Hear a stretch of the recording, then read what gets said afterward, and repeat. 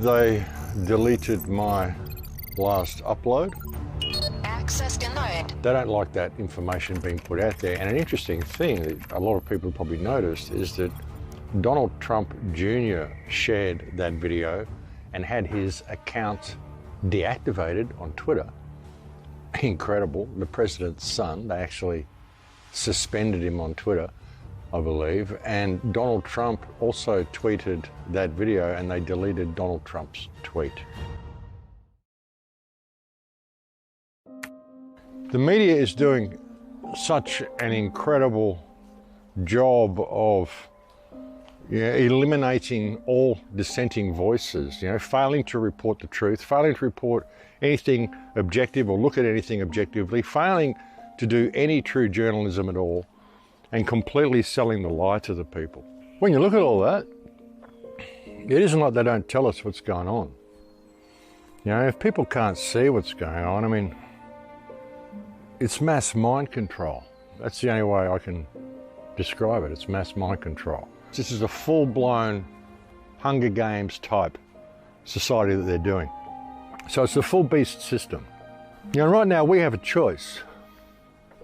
And we're in a position where we could quite easily, shut this whole system down. We have a choice.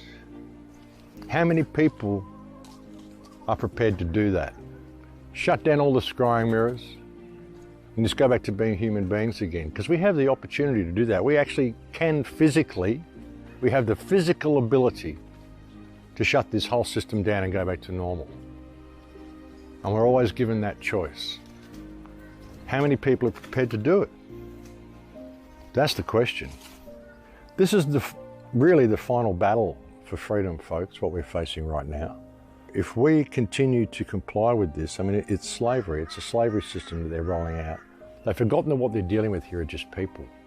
You're not dealing with the office of government or whatever. You're dealing with people, men in suits who are standing there doing this stuff to you, and you're just putting up with it because, you're not united with anybody around you. And most of the people around you are programmed by the television and they're living in fear. Well, ignorance is a choice these days. It really is. In this age of information, ignorance is absolutely a choice. And the best thing you can do, anybody can do, is to really start being grounded in themselves. I mean, and not just gathering food and preparing all that sort of stuff.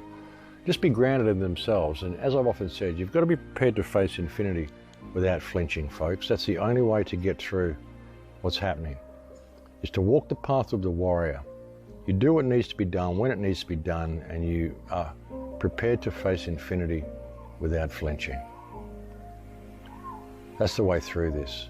Because people say to me, where's the place to go? Where's the safe place to go? When you see the extent of what they're doing, folks, where's the safe place to go? Well, this whole system is worldwide. It's happening in every country. Look how all the greats have faced these types of situations. What you do in the face of what is coming is you stand your ground and you walk the path of the warrior and you face infinity without flinching. Those that choose to walk that path, well, they will walk it, but it's a solitary path and it isn't your choice or it isn't your responsibility to save everybody. Same as me, it isn't my responsibility to save anybody out there who's listening to this. If everybody did that, if everybody just stood up like that, I think we'd change the world in a day. And this whole system couldn't come online. So, it's a good thing as well. We can change it. Perhaps this is the time we do change it. So let's not lose that insight at all. Let's not be defeatist about it. I mean, I'm not defeatist about it. I'm just prepared to face it. And that's what I'm finding with a lot of people, is that they're just not prepared to face it. And what they're not prepared to face is their own inner strength. Because if everybody stood in their own inner strength, we'd change the world in a day. It's really that simple. If we don't, and we just get led into this, whatever it is they're creating, well, hey, I'm prepared to bow out. How that happens, I mean, I don't know. I'll just face it without flinching, because that's what infinity is. So I have no stake in the outcome of any of this. I see it all as a huge opportunity, and these opportunities should be embraced.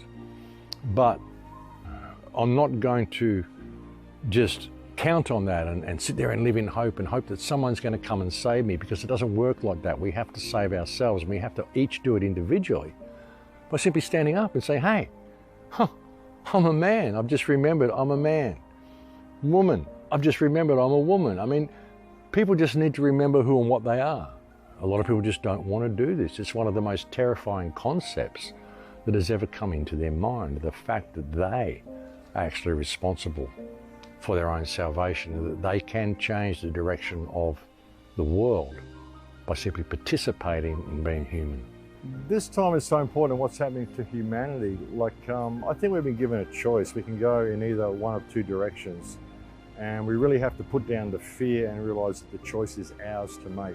A lot of people aren't seeing that. They're waiting to be saved, and I think that's a big problem. People have to realize what's happening and embrace it themselves. Humanity is right on a cusp at the moment. We really could go in either direction.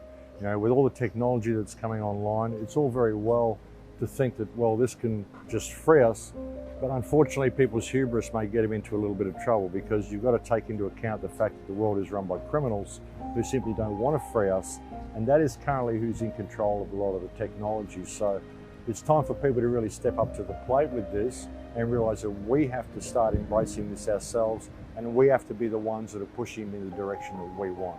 Anybody's question.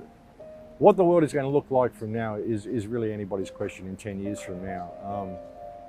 Again, it's going to depend on the initiatives we take and whether we choose to really get out on the front line and remain active in this real world, not just allow this digital world to lead us into what we believe digital freedom will be.